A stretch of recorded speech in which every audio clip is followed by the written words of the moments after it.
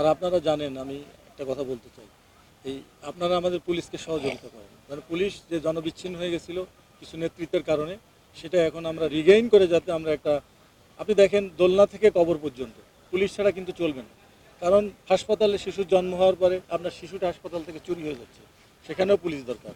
আবার গ্রেভিয়ার্ডে কবরস্থানে কবর দিতে যাবেন, সেখানেও আপনার কঙ্কাল চুরি হয়ে যাবে, লাশ চুরি হয়ে যাবে, সেখানেও পুলিশের দরকার। সুতরাং পুলিশ ছাড়া এই সমাজ চলবে না। একটি কার্যকরী, শান্তিপূর্ণ, উন্নয়নমূলক এবং সভ্য দেশ গঠনের জন্য পুলিশের ভূমিকা গুরুত্বপূর্ণ। আপনারা পুলিশকে সহযোগিতা করেন এবং আমরা সেই ফ্যাসিস্ট যুগের পুলিশে যাতে বাংলাদেশে না থাকে সেটার জন্য কাজ করছি। মাননীয় প্রধানমন্ত্রী অগ্রাধিকার ভিত্তিতে এই নির্দেশনা দিয়েছেন যে বাংলাদেশ পুলিশ হবে একদম সৎ, মানবিক পুলিশ এবং জনগণের বন্ধু।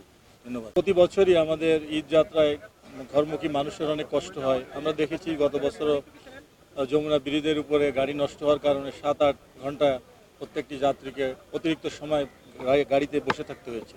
এবার এই ধরনের কোনো অনাকাঙ্ক্ষিত ঘটনা যাতে না ঘটে, এই জন্য আমরা ইতিমধ্যে হাইওয়ে পুলিশ, জেলা পুলিশ এবং অন্যান্য সংস্থা, পুলিশের অন্যান্য সংস্থাকে বলা হয়েছে যে ট্রাফিক পুলিশের পাশাপাশি তারা দায়িত্ব পালন করবে এবং সড়কে যাতে অনাকাঙ্ক্ষিত কোনো গাড়ি অতিরিক্ত সময় দাঁড়িয়ে থেকে কোনো ট্রাফিক কনজেশন তৈরি না করে সেই ব্যাপারে আমি নির্দেশনা দিয়েছি পুলিশ হেডকোয়ার্টার থেকে সকল ইউনিটকে।